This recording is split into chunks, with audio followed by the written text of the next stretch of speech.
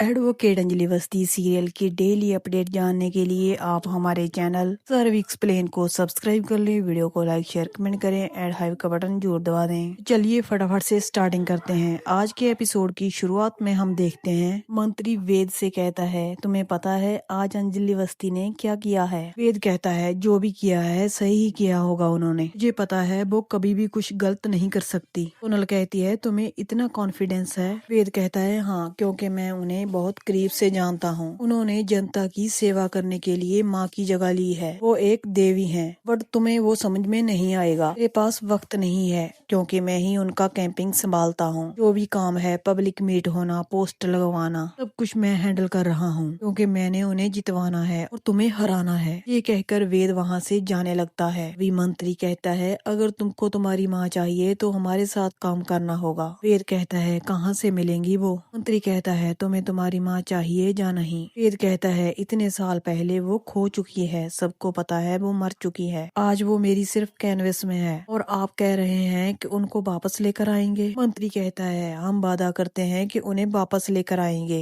लेकिन एक शर्त है कि इलेक्शन में तुम्हें हमारे साथ रहना पड़ेगा। वेद कहता है, बिल्कुल भी नहीं, ऐसा कभी भी नहीं हो सकता। मैं आप जैसे घटिया इंसान के साथ काम नहीं करता। काश कहता है, क्या बार बार घटिया बोल रहा है? वेद उसे कहता है, जब दो लोग बात कर रहे हैं तो तू बीच में क्यों बोल रहा है? वेद प्रकाश के चांटा टिकाने वाला होता है, तभी उसे प्रताप रोक लेता है। अपना दिमाग ठंडा रखो, उन्हें पता है तुम्हारी माँ कहाँ है। प्रताप कहता है, तुम्हें सबसे इम्पोर्टेंट तो तुम्हारी माँ ही है, उससे ऊपर वो अंजलि अवस्थी तो नहीं है। वेद कहता है, मैं इन पर विश्वास नहीं करता। ये मंत्री वेद को तस्वीर देखने के लिए कहता है। वो कहता है, देखो गौर से, तुम्हारी माँ है। वेद कहता है, मंत्री जी आप मजाक तो नहीं कर रहे हो? मंत्री कहता है, नहीं, अगर माँ चाहिए तो कांटेक्ट कर लेना, आप जैसे नौजवानों की जरूरत है हमें। ये कहकर मंत्री वहाँ से चला जाता है। सोनल कहती है, वो जा रहे हैं। वेद उन्हें रुकने के लिए कहता है। मंत्री जब रुक जाता है उसे वेद कहता है, मैं राजी हूँ। मंत्री ये जानकर खुश हो जाता है और वेद को गले लगा लेता है। वेद कहता है, मेरी माँ। मंत्री कहता है, जिस दिन इलेक्शन का रिजल्ट आएगा और हम जीत जाएंगे उस दिन तुम्हारी माँ तुम्हारे पास होएगी, ये मेरा तुमसे वादा रहा। ये कहकर मंत्री और प्रकाश वहाँ से चले जाते हैं। सोनल और प्रताप भी वहाँ से चले जाते हैं। वेद कहता है, बहुत ही घटिया चाल चली है तुमने आहूजा, सबसे कमजोर नब्ज को दबाया है तुमने। बहुत ही मंदबुद्धि और बेवकूफ निकला तू। मेरी माँ की जवानी की पिक्चर एआई से कन्वर्ट करके दिखा रहा है तू मुझे, और मैं तेरी टीम के अंदर घुस के खेलूंगा तेरे साथ। वेद अंजलि को फोन करता है और कहता है, मैं धर्मराज आहूजा की टीम ज्वाइन कर रहा हूँ। ये सुनकर अंजलि हैरान हो जाती है। वो कहती है, ये क्या बोल रहे हो तुम मेरे दामाद हो? वेद कहता है, हाँ मुझे पता है, लेकिन वो लोग कह रहे हैं कि मुझे मेरी माला कर देंगे। अंजलि कहती है, ये तुम क्या बोल रहे हो? मुझे बिल्कुल भी समझ में नहीं आ रहा। क्या तुम्हारी माँ जिंदा है? वेद कहता है, हाँ वो जिंदा है। अंजलि कहती है, तो फिर ठीक है वेद, दुनिया में सबसे पहले माँ है, और वो लोग तुम्हें कह रहे हैं कि तुम्हारी माला कर देंगे, तो तुम जाओ उनके पास। मेरी बात छोड़ो, मैं अकेले ही लड़ लूंगी। वेद फिर अंजलि को बताता है कि वो एआई से बनाकर मेरी माँ की फोटो ये जाल में फंसाना चाहते हैं, और आप मेरी माँ का नाम सुनते ही मुझे छोड़ दिया और जनता की लड़ाई को भी छोड़ दिया। आप सचमुच में एक देवी हैं। आप चिंता मत कीजिए, चाहे कुछ भी हो जाए मैं आपके साथ ही रहूंगा। पूरी दुनिया को ऐसा लगेगा कि मैं धर्मराज आहूजा के साथ हूँ, सिर्फ आपको ही पता होगा कि मैं आपके साथ हूँ। हम सब लोग मिलकर धर्मराज आहूजा का विनाश करेंगे। ये कहकर वेद फोन काट देता है और कहता है, तुम्हें लेकर माँ इन लोगों ने मजाक किया है, नहीं छोड़ूंगा मैं इन्हें। आगे हम देखते हैं कि मंत्री भाषण दे रहा होता है। वो लोगों से बड़े बड़े वादे करता है। तभी वहाँ पर अंजलि आ जाती है। वो कहती है, रास्ता बहुत जाम है, रास्ते में गड्ढे हैं। अंजलि जनता से कहती है, मैं आप सबसे यही कहना चाहती हूँ कि ये आदमी झूठ बोल रहा है। विकास के नाम पे जितने भी पैसे आते हैं ये आदमी अपने बिजनेस में लगा लेता है। पब्लिक के लिए ये कुछ भी नहीं कर रहे, आम जनता को ठग रहे हैं ये लोग। मंत्री कहता है, अंजलि जी मुंह संभाल कर बात कीजिए आप। अंजलि उसे कहती है, आप मुंह संभाल कर बात कीजिए। आप ये बताइए, बस्ती में बिजली क्यों नहीं है? बस्ती में पानी क्यों नहीं है? अंजलि उसको जनता में खड़ी होकर सवालों की बौछार लगा देती है। प्रकाश कहता है, सर अब क्या करना है इसका?